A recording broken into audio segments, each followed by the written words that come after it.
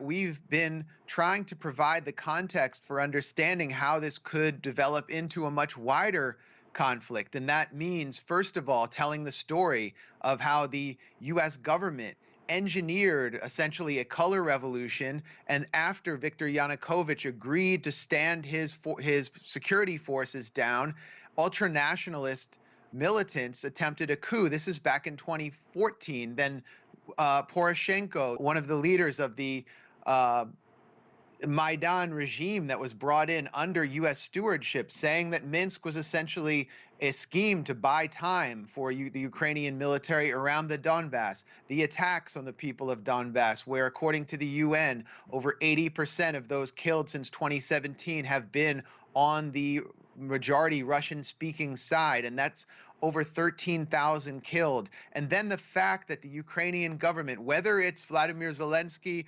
or Poroshenko or any of these figures that have been dependent on IMF loans and U.S. military support, have relied internally on the street muscle and the military muscle and ideological zeal of ultranationalist and even fascistic forces like the Azov Battalion, who indeed are Nazi-esque in their political tendencies. Or we could talk about C-14, which is named for the famous 14 words of white nationalist movement, which maintains enormous power in Kiev. Or we can talk about the National Corps of the Azov Battalion, which was incorporated into the National Guard, which maintains forces inside Kiev and has been able to intimidate common citizens, attack LGBT parades. All of these forces have created this toxic cocktail that have helped lead us to where we are today. But all we hear about in the U.S.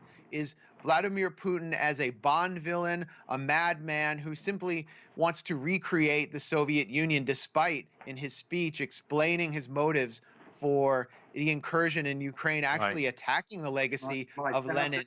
All of this is left out. Sergey? Yes, this is not a war against the Nazis. This is the war against the Ukrainian people.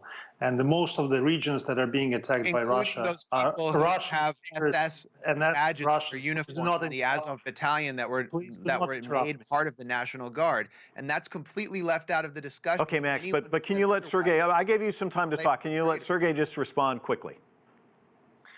If Putin really wanted to destroy Nazis in Ukraine, a few surgical strikes on their bases would have been enough. But that's not the type of operation he is waging. He is waging an operation to capture the entire territory of Ukraine and create a puppet government, a puppet regime, so that part of Ukraine will be dismembered and destroyed as an independent state. That's what this war is all about.